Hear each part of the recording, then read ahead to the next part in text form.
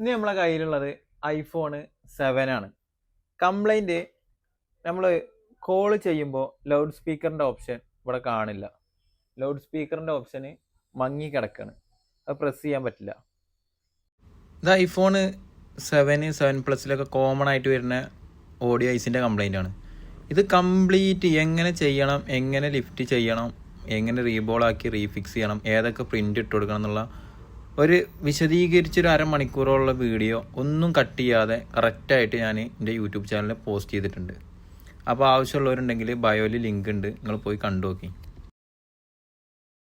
Speaker ഇതാ ഇപ്പോൾ voice correct ആയിട്ടുണ്ടാവും. ആദ്യം ഇത് ഹൈഡായിരുന്നു, ലൗഡ് സ്പീക്കർ വർക്ക് ആയിരുന്നില്ല, ഇപ്പോൾ വർക്ക് ആവുന്നുണ്ട്. നമുക്ക് റെക്കോർഡിംഗ് നോക്കി നോക്കാം.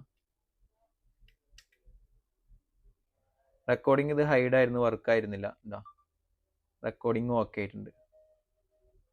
ഇത്രേ ഉള്ളൂ നമ്മളെ ഓഡിയൻസിൻ്റെ റിപ്പയറിങ്. ഇത്രേ ഉള്ളൂ എന്നല്ല, അത്യാവശ്യം ടൈം ആയിട്ടുണ്ട്. ഇതാണ് നമ്മളെ ഓഡിയൻസിൻ്റെ റിപ്പയറിങ്. ഇതുപോലെ റിപ്പയറിങ് വീഡിയോ, ഇൻഫർമേറ്റീവ് വീഡിയോയ്ക്ക് വേണ്ടിയിട്ട് നമ്മളെ ചാനലും സബ്സ്ക്രൈബ് ചെയ്യുക.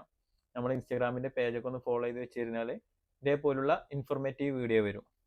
അപ്പോൾ ഇതുപോലെ എന്തെങ്കിലും കംപ്ലൈൻറ്റ് ഉണ്ടെങ്കിൽ നമ്മളായിട്ട് കോൺടാക്ട് ചെയ്തോളി. അപ്പോൾ അടുത്ത വീഡിയോ ആയിട്ട് കാണാം.